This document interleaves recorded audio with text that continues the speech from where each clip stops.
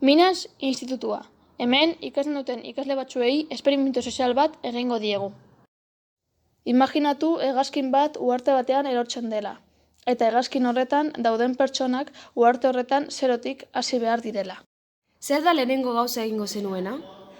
Eta ondoren, non ipiniko zenukete gizona eta emakumea? Hau da, zer rol emango zeniekete? Egon garen ikasgela guztien emaitzak hartuta, hauek izan dira portzentailak.